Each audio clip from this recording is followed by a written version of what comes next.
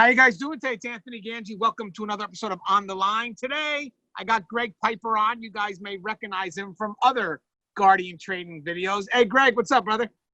Just another day in paradise, traveling this beautiful country. I'm en route to another great facility this week and be doing another implementation. Yeah, you're always busy, man. Thanks for everything you do, man.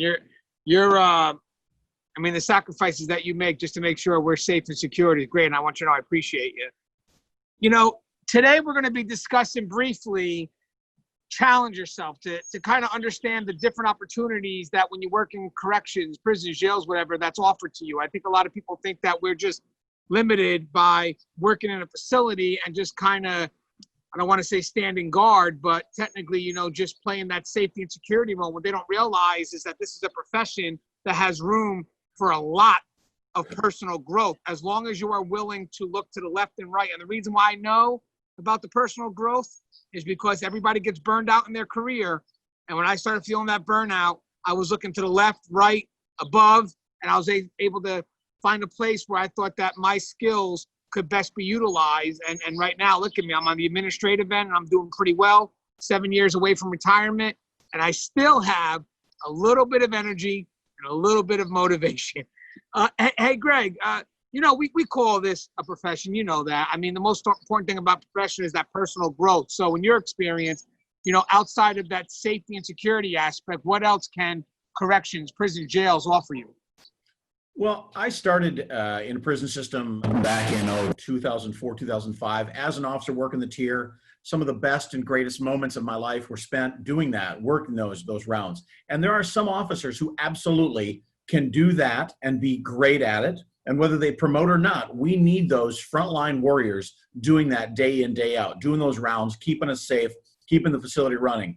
But because prisons are basically small cities, there are so many other jobs that can be done inside the walls. I myself went to the unit team. I became a corrections counselor for a while, spent a few years doing that, learned a great deal about release plans and working with the offenders, and it opened my eyes to so many different areas. You can become a subject matter expert in so many different things, whether you want to head towards maintenance, maybe you want to do supply, maybe you want to do re-entry. There's so many things you could do, whether it be in security, outside of security. We've got internal investigations, we've got disciplinary, we've got admissions and discharge. There's so many different sections. So find your niche and become an expert in that area. Really work hard at that, and you're going to find value in the facility. It's more than just SSDD. I hate the fact that people refer to us as guards, bulls, turnkeys. That really bothers me. You're a corrections professional, so find that area and be a professional in it. Yeah, first off, well done, well said. For me, when I started seeing that, the day kind of gets stuck into that same routine, and it's tough to have to, going through that day in, day out of that same routine. It gets to you, and there's some people that don't like challenges and they kind of just want to go through the motions and be done with their career. And that's great. I understand that. But there are some that, that have a lot of potential and they wind up starting to feel trapped. They start to feel trapped because they figure that maybe they have a skill that they haven't been able to give the proper chance to employ, or maybe that they feel that they have yet to figure out what that gift is. And for me, the reason why I call corrections home was because I was able to challenge myself enough to know where my gift is, which to me, I believe I have a very strong gift in communication, which was developed working at a female facility, because a lot of interaction was very verbal. I interacted with the population a lot more.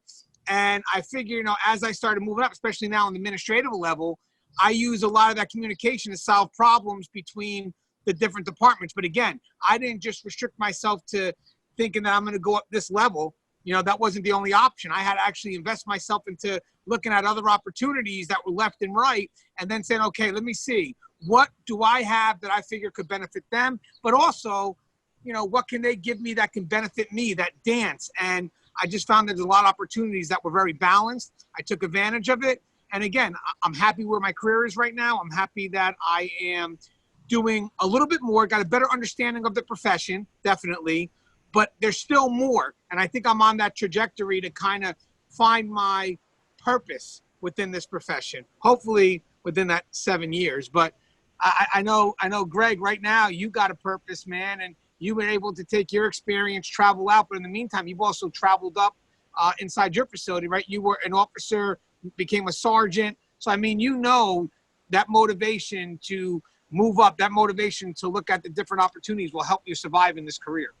Absolutely. We have to have a reason to get up every day. We have to be excited about it. And maybe, you know, my personally, when I went from the prison system to a jail, because I know we have followers that are work in the prison system and in our county jails. When I went to the jail system, and it was difficult to get to a day shift and having a family, and it was difficult. But I took a post that wasn't quite as glamorous, but I knew I got the shifts I want. So you have to be able to balance your work life and your home life to determine, okay, do I want to get a shift that helps my home life, or do I want to go ahead and try and promote, maybe take a worse shift, knowing that in the future I can get off nights, get back on the days.